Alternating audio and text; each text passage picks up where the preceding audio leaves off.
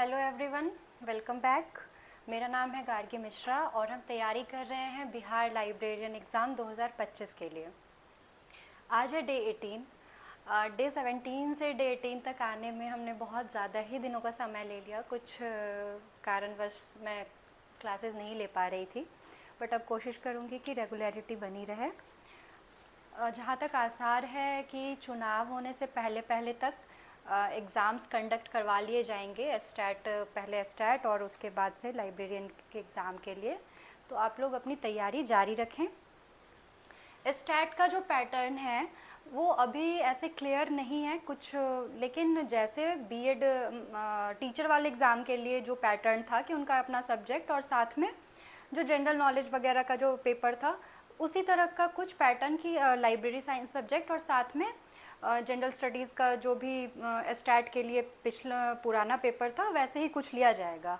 अभी एक बार अगर कुछ नोटिफिकेशन आता है तो ज़्यादा क्लियर हो जाएगा, लेकिन आप लोग लाइब्रेरी साइंस के साथ साथ अपने जनरल स्टडीज़ को भी साथ में करते रहिएगा, क्योंकि जब नोटिफिकेशन आ जाएगा तो एक साथ वो बहुत बल्कअप हो जाएगा। तो इसीलिए जैसे अगर आप दिन में 2 घंटे लाइब्रेरी साइंस पढ़ रहे हो तो कोशिश करिए कि दिन में 2 घंटे जो है आप वो अपने जनरल स्टडीज़ को भी दें।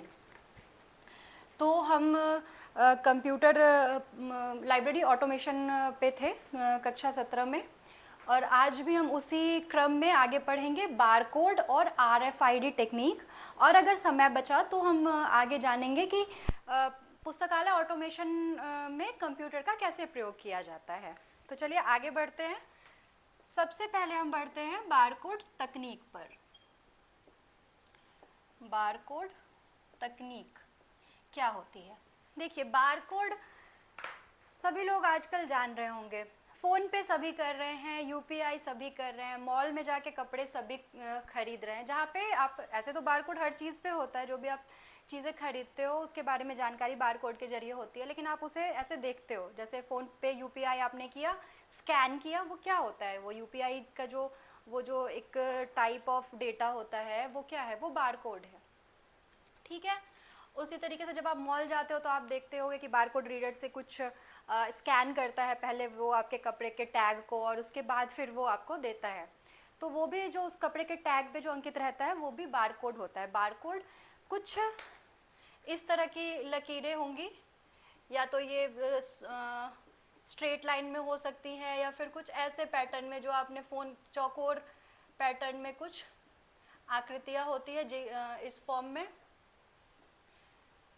जो एक यूनिक कोड होता है हर वस्तु का, हर चीज़ का एक यूनिक कोड होता है जिसको स्कैन करके कंप्यूटर रीडेबल फॉर्मेट होता है ये, जो कंप्यूटर द्वारा रीड किया जाता है, जिसमें उस पदार्थ से या उस चीज़ से संबंधित सारी जानकारियाँ होती है, मेटा डेटा होता है उसमें, ठीक है। तो ये है बारकोड। अब बारकोड का पुस्तकालय में क्या उपयोग है ये हम देखते हैं। बारकोड क्या है ये तो सबको समझ आ गया, फ़ोन पे वाला जो कोड होता है, जो सब्जी वाले की दुकान पे भी होता है, आप उस कोड को स्कैन करके पैसे देते हो, वही बारकोड है।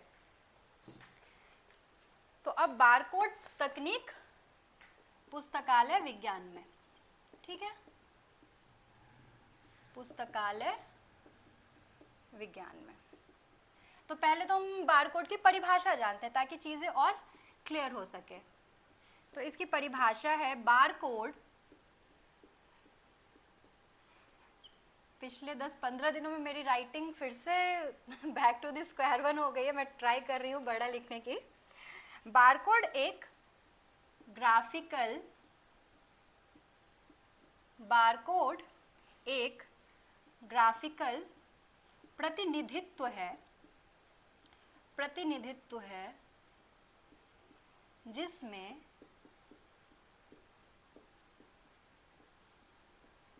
संख्याओं और अक्षरों को, संख्या और अक्षर तो सभी लोग समझ रहे हैं, संख्या 0 to 9 और अक्षर ABCDEFG जो भी है, संख्या और अक्षरों को रेखाओं यानी कि लाइंस, जो मैंने अभी आप लोग को ऐसे दिखाया था, रेखाओं और खाली खाली स्थानों यानी कि स्पेस, देखिए ये रेखा है, इसके बीच जो खाली स्थान है, तो खाली स्थानों के रूप में इनकोड किया जाता है, के रूप में इनकोड किया जाता है, कोड किया जाता है। ठीक है, यह एक मशीन पठनीय प्रणाली है, यानी मशीन रीडेबल सिस्टम। ठीक है, मशीन के द्वारा हम चाहेंगे कि हम ऐसे पढ़ ले तो नहीं पढ़ पाएंगे उस फ़ोन पे यूपीआई को, लेकिन जैसे ही हम बारकोड स्कैनर जो फ़ोन पे का होता है उसके थ्रू उसको पढ़ना चाहते हैं तो फट से पढ़ लेते हैं, यानी कि उसका बैंक अकाउंट जहाँ पे पैसा जाना है वो डिटेल वगैरह हमारे उस पर आ जाती है। तो क्या है, ये एक मशीन, और कंप्यूटर क्या, फ़ोन क्या एक तरह का मशीन है, तो यह एक मशीन पठनीय प्रणाली है। ओके, तो बारकोड क्या है, तो बारकोड रेखाओं का और खाली स्थानों का स्पेस का एक एनकोड है, कोडिंग है एक तरह का। ठीक है, जो कि मशीन के द्वारा पढ़ा जाता है, या एक मशीन पठनीय प्रणाली है। क्वेश्चन आ सकता है कि बारकोड किस तरह की प्रणाली है, तो एक मशीन पठनीय प्रणाली है, क्या हम इसे अपनी खुली आंखों से पढ़ सकते हैं या फिर हम इसे मशीन के द्वारा पढ़ सकते हैं, इस तरह के भी क्वेश्चंस फॉर्म हो सकते हैं। तो यह क्या है, एक मशीन पठनीय प्रणाली है। अब लाइब्रेरी में इसका क्या उपयोग है, लाइब्रेरी में उपयोग, लाइब्रेरी में उपयोग,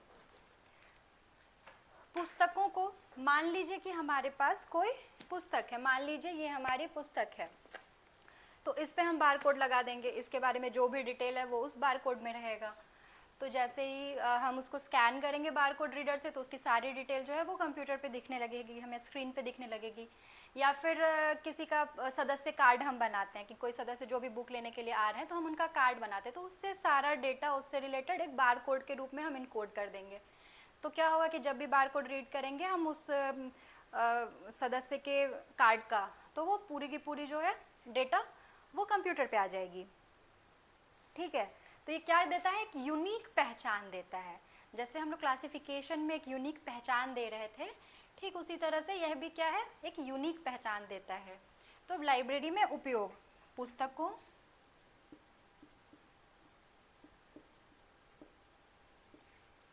सदस्यों के कार्ड, सदस्यों के कार्ड और अन्य सामग्रियों को, अन्य सामग्री पुस्तक के अलावा भी बहुत सारे सीडी, पेन ड्राइव वगैरह इस सब के फॉर्मेट में भी रहता है ना, अन्य सामग्रियों को यूनिक पहचान देने के लिए, यूनिक पहचान देने के लिए बारकोड का उपयोग किया जाता है, देने के लिए बारकोड का उपयोग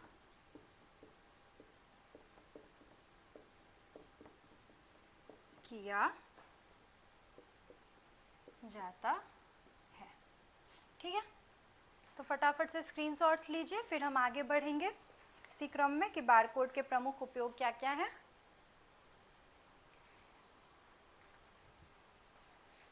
बारकोड के प्रमुख उपयोग क्या क्या है, मैं ये हटा रही हूँ, आपने ले लिया होगा स्क्रीनशॉट्स। अब हम देखेंगे बारकोड के प्रमुख उपयोग।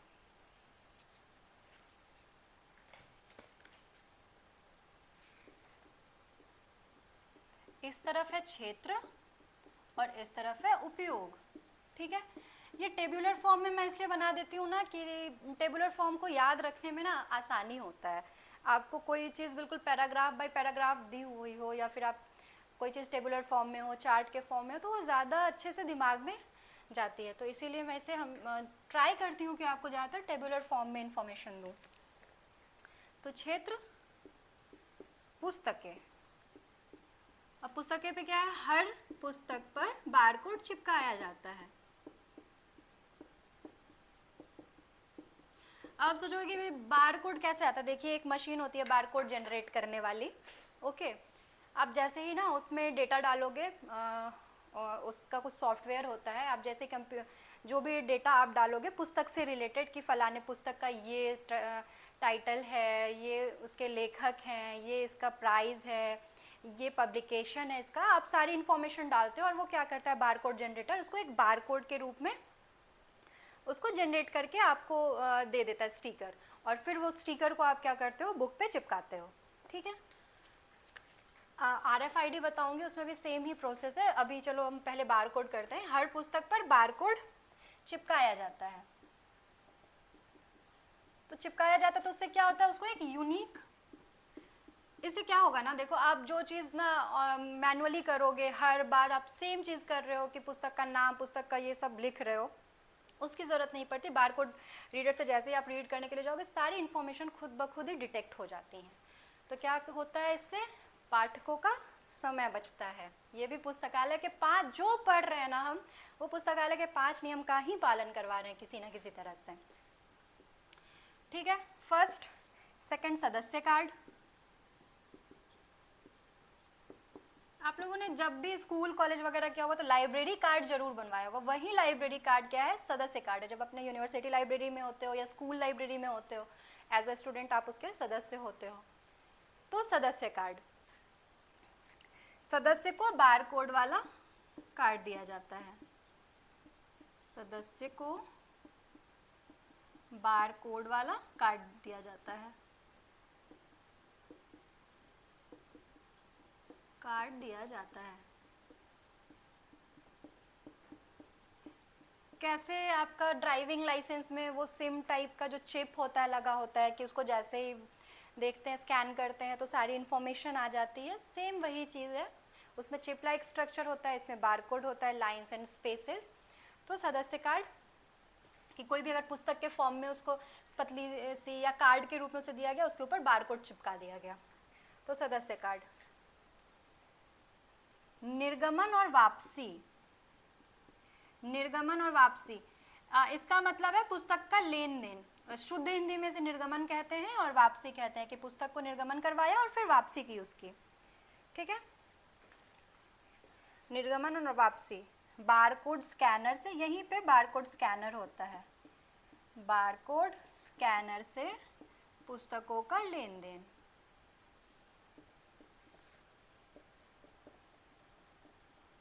पुस्तकों का लेन देन। ठीक है। कि वहाँ पे जैसे कोई बुक लेने के लिए हमने बारकोड से स्कैन करके फिर उसे इश्यू कर दिया। फोर्थ है स्टॉक वेरिफिकेशन। अब देखो स्टॉक वेरिफिकेशन क्या होता है ये भी मैं आपको बताती हूँ, आगे भी मैं आपको बताने वाली थी सब, लेकिन जब ये टर्म आ गया यहाँ पे तो आप थोड़ा सा इसके बारे में जान लो। स्टॉक वेरिफिकेशन, स्टॉक वेरिफिकेशन होता है ना कि हमारे पास जो भी स्टॉक है, स्टॉक पुस्तकालय में स्टॉक का क्या मतलब है, बुक्स और जो भी पठनीय सामग्री है पुस्तकालय की, तो स्टॉक उसको हम ना टाइम टू टाइम वेरीफाई करते हैं कि जो पुस्तक हम मतलब कि जो भी हमारे पास बुक है वो वहाँ पे मौजूद है कि नहीं, चोरी तो नहीं हो गई, ऐसा तो नहीं है कि किसी ने बुक इशू करवाया और बहुत टाइम तक वापस ही नहीं किया, या कुछ ऐसी पुस्तकें जो फट गई हो, अच्छी स्थिति में नहीं हो, या फिर कुछ ऐसे बिल्कुल ही पुराने स्टॉक हो गए हो मैगजीन वगैरह के, तो उसको हम लोग स्टॉक वेरिफिकेशन कहते हैं कि अपने स्टॉक को वेरीफाई करते हैं। ठीक है।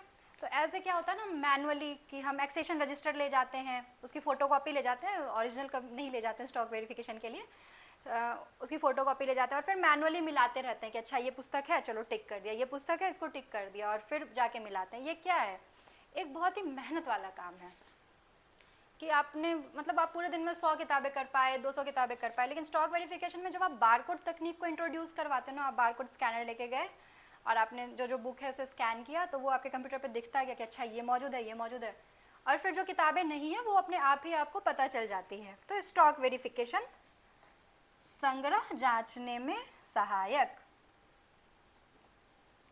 संग्रह जांचने में सहायक। ओके। तो ये काम है बारकोड का। फटाफट से इसका स्क्रीनशॉट्स आप लीजिए, फिर हम आगे बढ़ेंगे। पुस्तकें, सदस्य कार्ड, निर्गमन वापसी, स्टॉक वेरिफिकेशन। आगे बढ़ते हैं। अब हम देखेंगे बारकोड के लाभ, कि बारकोड हम यूज कर रहे हैं तो उसके क्या लाभ हैं। ठीक है, क्योंकि इतना जो बजट हम बारकोड रीडर पे लगाएंगे, बारकोड मशीन पे लगाएंगे, तो उसका इन लॉन्ग टर्म हमें कुछ लाभ भी तो होना चाहिए। तो बारकोड का क्या लाभ है ये हम देखेंगे। फर्स्ट है तेज और सटीक लेन देन। तेज और सटीक लेन देन, चूंकि मशीन है, मानवीय त्रुटि होने की बहुत कम संभावना है इसमें। तेज और सटीक लेन देन। सेकेंड है मानवीय त्रुटियों में कमी, जो मैंने अभी आपको बताया, मानवीय त्रुटियों में कमी।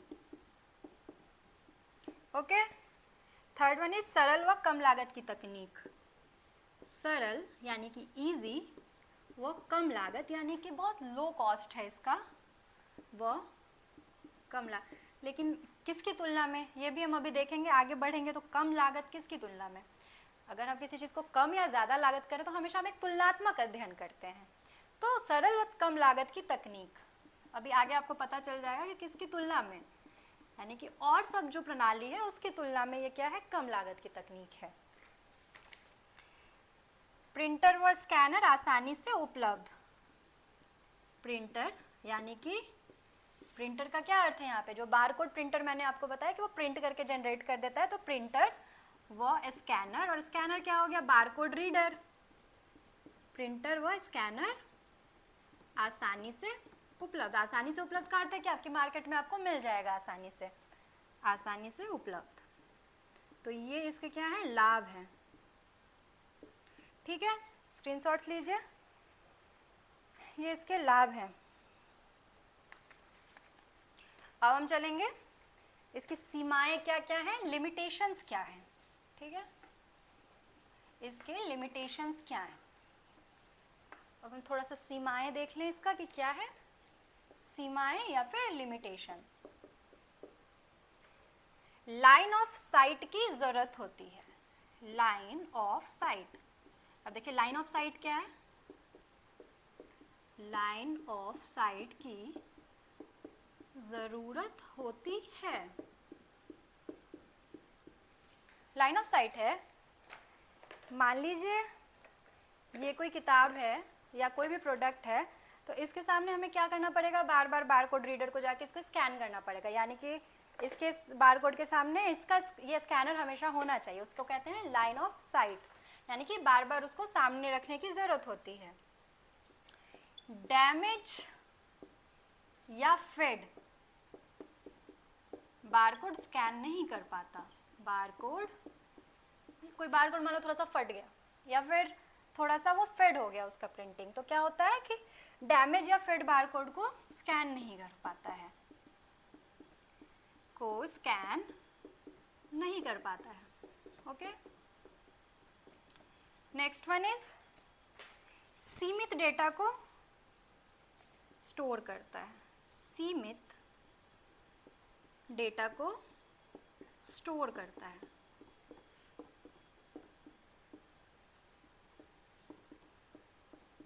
मतलब या तो केवल आईडी स्टोर कर लेगा सदस्य का या कुछ भी, या फिर केवल उसका जो कोड होता है वो स्टोर कर लेगा। तो क्या करता है, सीमित डेटा को स्टोर करता है। तो ये इसकी कुछ सीमाएं थी। ठीक है, स्क्रीनशॉट्स लीजिए, फिर आगे बढ़ते हैं हम। आगे बढ़ते हैं और अब हम एक नई तकनीक, बारकोड तकनीक हमने देखी अभी, अब हम एक नई तकनीक पढ़ेंगे, RFID तकनीक। बहुत सारे लोगों ने नाम सुना होगा, आपने एग्जाम के टाइम में लिखा भी होगा इसके बारे में। सॉरी, RFID तकनीक बहुत पॉपुलर है आज के टाइम में। ये RFID तकनीक, radio frequency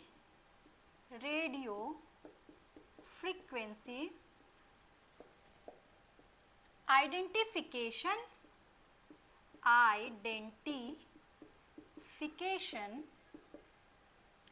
in library science. Identification in library science, ये यहाँ तक ही है इसका RFID का आइडेंटिफिकेशन, रेडियो फ्रिक्वेंसी आइडेंटिफिकेशन। अब इसका लाइब्रेरी साइंस में क्या उपयोग है, ये यहाँ से इन लाइब्रेरी साइंस। ठीक है, RFID तकनीक देखिए, RFID तकनीक है क्या, ये क्या है, एक वायरलेस तकनीक है। वायरलेस का क्या अर्थ है, जहाँ पे तार की ज़रूरत ना हो। जैसे हमारा फ़ोन क्या है, एक वायरलेस तकनीक है जिसमें हमें किसी तार की ज़रूरत नहीं होती है। तो एक वायरलेस तकनीक है जो कि रेडियो तरंग के माध्यम से वस्तु की पहचान और ट्रैकिंग करती है। रेडियो तरंगे होती है, बहुत विभिन्न टाइप के वेव्स होते हैं, जिसमें से एक रेडियो वेव्स भी होते हैं। ठीक है, रेडियो वेव्स वही हैं जिस फ्रिक्वेंसी पे आपका रेडियो ट्यून होता है। रेडियो का चैनल आपको याद होगा, आप बचपन में अभी भी आप FM सुनते होंगे तो 91.8 इस तरह की का एक फ्रिक्वेंसी होता है, या फिर बचपन में आप वो घुमा के रेडियो को फ्रिक्वेंसी उसकी सेट करते होंगे, तब आप न्यूज़ वगैरह, विविध भारती वगैरह सुन पाते होंगे। तो वही है, क्या है वो, रेडियो तरंगे। तो वही सेम चीज़ है कि रेडियो फ्रिक्वेंसी के माध्यम से क्या होता है, उस किसी वस्तु को क्या करती है, ट्रैक करती है। ठीक है, पहचान करती है और ट्रैक करती है। यह एक, इसका परिभाषा लिखिएगा, यह एक वायरलेस तकनीक है। यह एक वायरलेस तकनीक है जो रेडियो वेव्स यानी कि रेडियो तरंगों के माध्यम से,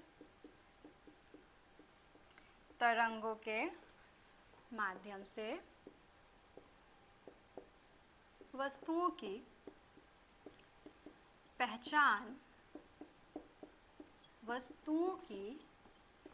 पहचान एवं ट्रैकिंग करती है। ठीक है, एवं ट्रैकिंग करती है।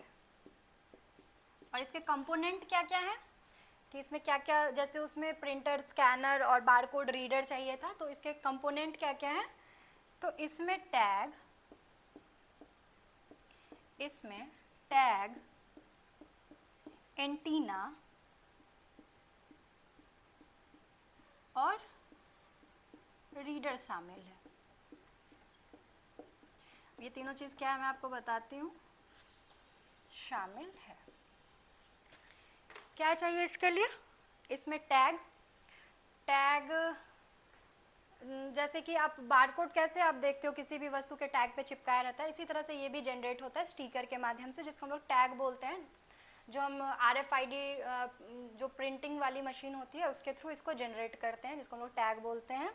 एंटीना, ये किसी लगभग ये इस तरह का एक होता है जो किसी भी लाइब्रेरी के बाहर या उसके मुख्य द्वार पे लगा दिया जाता है कि कोई भी बुक जब उससे गुजरे तो अगर किसी ने इशू नहीं करवाया हो तो ये बीप करती है। ये जो है क्या करेगी, बीप करेगी, साउंड, लाइट इसमें कुछ जलेगा रेड ग्रीन टाइप का, कि जब आपने इशू करवा लिया है तो ग्रीन लाइट जलेगा, नहीं इशू करवाया है आप ऐसे ही ले जा रहे हो उठा के तो रेड लाइट जलेगा, कुछ आवाज़ें किसी तरह का सिग्नल देगी, तो उसको हम लोग बोलते हैं एंटीना। और रीडर, जिससे रीड करता है उसको, टैग को जो रीड करने वाला होता है उसमें रीडर शामिल है। ठीक है, स्क्रीनशॉट्स लीजिए, आगे बढ़ते हैं। यहीं पे हम देख लेते हैं थोड़ा सा घटक को, नहीं तो चलो आगे मैं बता देती हूँ, ये बहुत नीचे हो जाएगा इधर। इसके जो घटक हैं उसको थोड़ा मैं एक्सप्लेन कर देती हूँ। RFID टैग,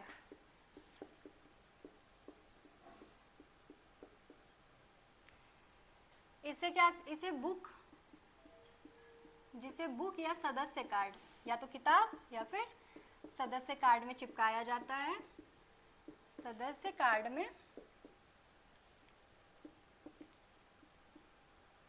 चिपकाया जाता है।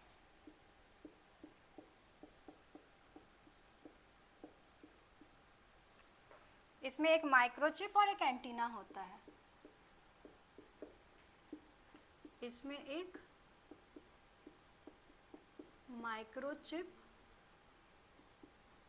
और एंटीना, ये जो मैंने एंटीना अभी यहाँ पे ये बताया था ना, ये रीडर होता है। ठीक है, इसको करेक्ट कर लीजिएगा, माइक्रोचिप और एंटीना होता है। ठीक है, एंटीना का मतलब बचपन वाला एंटीना मत समझ लीजिएगा बड़ा सा, अब तो एकदम माइन्यूट फॉर्म में अभी सारी चीज़ें आने लगी है, सिलिकॉन चिप वगैरह, तो ये एक माइक्रो चिप और एंटीना होता है आरएफआईडी टैग, जिसे बुक या सदस्य कार्ड पर चिपकाया जाता है। आरएफआईडी रीडर, आरएफआईडी रीडर जो टैग की सूचना को पढ़ता है, जो टैग की सूचना को पढ़ता है, ठीक है। और थर्ड वन ही सॉफ्टवेयर सिस्टम, सबसे ज़रूरी है, ये सॉफ्टवेयर होना चाहिए आपके सिस्टम में। सॉफ्टवेयर सिस्टम जो डेटा को प्रोसेस करता है,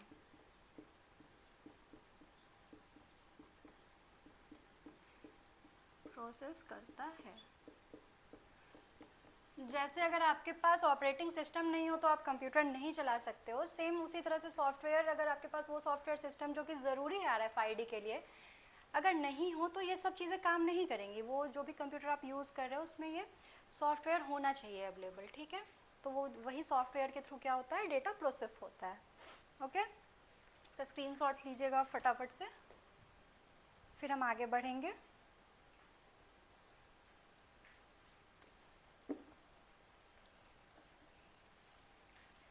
आरएफआईडी,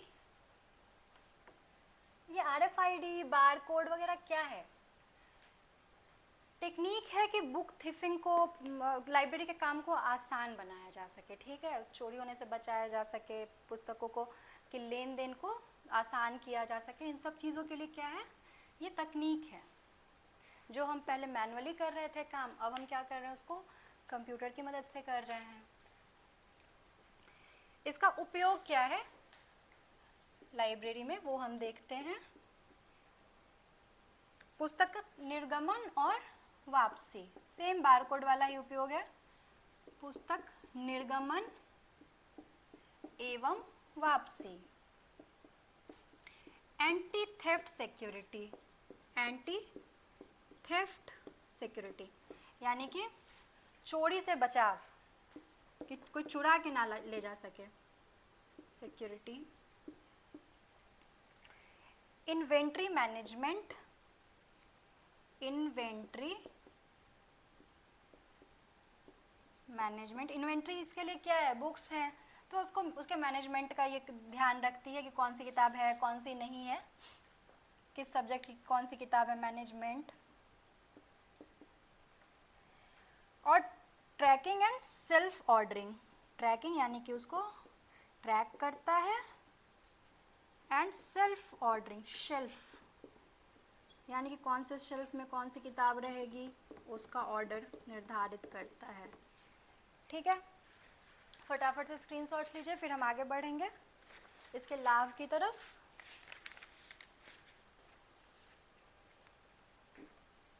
अब इसका लाभ क्या है वो हम देखेंगे। लाभ, और इधर विवरण लिख देते हैं हम। तेज प्रोसेसिंग, तेज प्रोसेसिंग यानी कि तेजी से कार्य होता है, एक साथ कई पुस्तकों को स्कैन कर सकता है, ठीक है, एक साथ कई पुस्तकों को स्कैन कर सकता है, पुस्तकों को स्कैन कर सकता है। सुरक्षा यानी कि पुस्तकों की सुरक्षा, चोरी से बचाव के लिए अलार्म सिस्टम, जो मैंने बताया था कि बीप कर देता है, लाइट जला देता है, चोरी से बचाव के लिए अलार्म सिस्टम, अलार्म सिस्टम। स्वचालित सेवाएं, स्वचालित सेवाएं, यूज़र खुद किताब, बहुत एडवांस टेक्नोलॉजी में ये होता है कि यूज़र खुद किताब ले सकता है, यूज़र खुद किताब ले सकता है। कैसे, आजकल रेलवे प्लेटफॉर्म पे आप जाते हो तो खुद से भी टिकट काट सकते हो, कुछ उस तरीके का ही सिस्टम। पासबुक को कैसे आप खुद से जाके अपडेट कर सकते हैं, पासबुक प्रिंटिंग वाला जो एटीएम की तरह जो मशीन होता है उसमें, उसी तरह की कुछ तकनीक है ये, जिसमें आप खुद भी जाके पुस्तक इशू कर सकते हैं, ठीक है। संग्रह जांच, स्टॉक वेरिफिकेशन जिसको हमने अभी पहले पढ़ा है, संग्रह जांच। स्टॉक वेरिफिकेशन तेज और आसान, इसमें जो स्टॉक वेरिफिकेशन है वो बहुत फास्ट है और आसान है। वेरिफिकेशन तेज व आसान, ठीक है। इसका स्क्रीनशॉट्स लीजिए फटाफट से आप लोग। फिर हम आगे बढ़ेंगे, इसकी थोड़ी सी लिमिटेशन देख के फिर हम लोग बारकोड और RFID में एक बार तुलनात्मक थोड़ा सा अध्ययन कर लेंगे, ठीक है, ताकि चीज़ें जो है और क्लियर हो जाए। एक बार तुलनात्मक अध्ययन, कंपैरेटिव स्टडीज़ करने के बाद ना बहुत सारी जो कन्फ्यूज़न होती है ना वो क्लियर हो जाती है। तो पहले हम इसका लिमिटेशंस देख लेते हैं, फिर हम कंपैरिजन भी देख लेंगे साथ में। तो लिमिटेशंस क्या है, सीमाएं क्या है RFID की, ये देखते हैं। बारकोड की तुलना, मैंने कहा था ना तुलनात्मक अध्ययन होता है हमेशा। किसी की तुलना में कोई चीज़ महंगी या सस्ती होती तो बारकोड की तुलना में महंगा, ठीक है। बारकोड खरीदने में, जो सेटअप करने में जो आपको लागत आएगा, उससे बहुत ज़्यादा लागत आपको RFID तकनीक में, तो जिस लाइब्रेरी के पास बजट ज़्यादा होता है वो RFID यूज़ करते हैं। बारकोड की तुलना में महंगा। टेक्निकल सेटअप,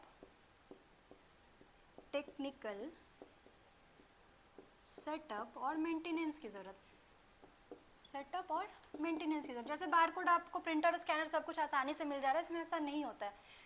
एक टेक्निकल टीम चाहिए आपको, टेक्निकल सेटअप। मान लीजिए कि आप किसी एजेंसी के थ्रू ले भी रहे हैं तो उसकी टीम आएगी, वो सेटअप करेगी पूरा, और वो हर साल आपका मेंटेनेंस का भी कॉस्ट लेगी साथ में, ठीक है।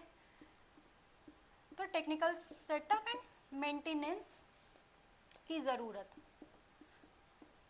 ऐसा नहीं कि वन टाइम परचेज कर लिया काम चल रहा है, नहीं, टेक्निकल सेटअप होना चाहिए, मेंटेनेंस होना चाहिए, उसका बार बार सॉफ्टवेयर अपडेट होता है, ठीक है। टैग क्षतिग्रस्त होने पर पुनः टैगिंग करनी पड़ती है। टैग अगर क्षतिग्रस्त हो गया, मान लीजिए टूट फूट गया, मतलब फटवट गया थोड़ा, तो उसको क्या करना पड़ेगा, पुनः टैगिंग करना पड़ेगा, पुनः टैगिंग, ठीक है। फटाफट से स्क्रीनशॉट्स लीजिएगा। फिर हम आगे बढ़ेंगे, दोनों में हम लोग एक बार कंपैरिजन कर लेते हैं, कंपैरेटिव स्टडीज़ कर लेते हैं कि क्या दोनों में अंतर है, बारकोड वर्सेस RFID, ठीक है। Barcode, RFID, okay.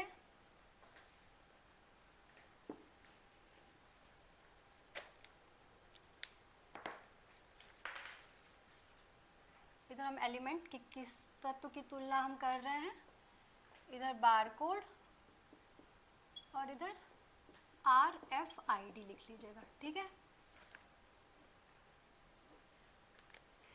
तकनीक यानी कि टेक्नोलॉजी, टेक्नोलॉजी, तकनीक क्या है, ये ऑप्टिकल, इसकी जो तकनीक है वो क्या है, ऑप्टिकल, यानी कि दृश्य आधारित, यानी कि रीड करती है देख के, और इसके क्या है, रेडियो फ्रीक्वेंसी है, ये क्या है, रेडियो तरंग, रेडियो फ्रीक्वेंसी, ठीक है। तकनीक के आधार पे दोनों में क्या अंतर है, एक तो ऑप्टिकल है, एक रेडियो फ्रीक्वेंसी पे काम करती है। सेकंड है स्कैनिंग। अब स्कैनिंग का देखिए कि स्कैनिंग में दोनों में क्या अंतर है। इसमें याद है ना, लाइन ऑफ साइट मैंने बताया था, यानी एक बार में एक वस्तु को स्कैन कर सकते हैं, एक बार में एक वस्तु, ठीक है। और इसमें कई वस्तु एक साथ, कई वस्तु एक साथ, ठीक है। स्कैनिंग।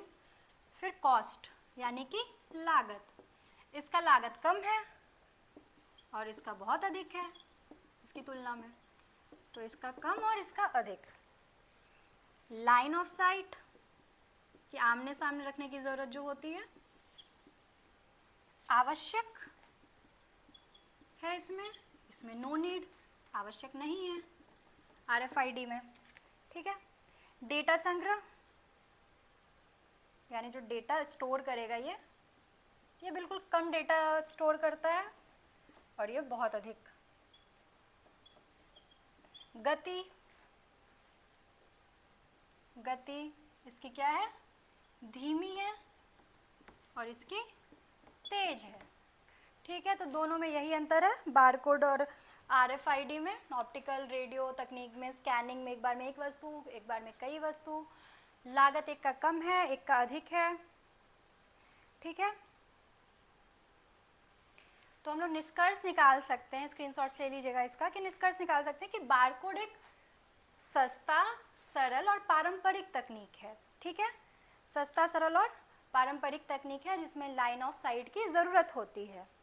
और जो आरएफआईडी है वो क्या है, उन्नत है, तेज है और सुरक्षित तकनीक है। लेकिन क्या है, इसमें कॉस्ट अधिक है, लागत अधिक है। आधुनिक पुस्तकालय में क्या होता है, दोनों तकनीक का प्रयोग यूज़र की सुविधा के लिए किया जाता है। जिसका बजट जैसा है, जिस लाइब्रेरी का जैसा उपयोग है, उस हिसाब से उसमें उस तकनीक का उपयोग किया जाता है कार्यकुशलता के लिए। अब कोई स्कूल लाइब्रेरी, उसमें आरएफआईडी की क्या ज़रूरत है। अगर कोई छोटा स्कूल है, मान लीजिए 10th तक, ज़रूरत, अगर बजट बहुत है तो ज़रूरत तो कहीं भी हो सकती है। लेकिन अगर कहीं पे सदस्यों की संख्या बहुत कम है, बहुत एक पर्टिकुलर ही बुक्स रहती हैं वहाँ पे, तो वहाँ पे बारकोड से भी काम चल सकता है, जहाँ पे बहुत ज़्यादा पुस्तकों का आवागमन नहीं हो रहा हो। लेकिन अगर कोई बड़ी लाइब्रेरी है तो उसके लिए ज़रूरी हो जाता है आरएफआईडी तकनीक। तो आशा करती हूँ कि आपको आज की कक्षा समझ में आई होगी। कोई भी किसी भी तरह की इसमें असुविधा हुई हो, कुछ समझ नहीं आ रहा हो, तो आप इस वीडियो पे कमेंट करके इस कक्षा से रिलेटेड जो भी आपको दुविधा हो वो पूछ सकते हैं। बहुत बहुत धन्यवाद।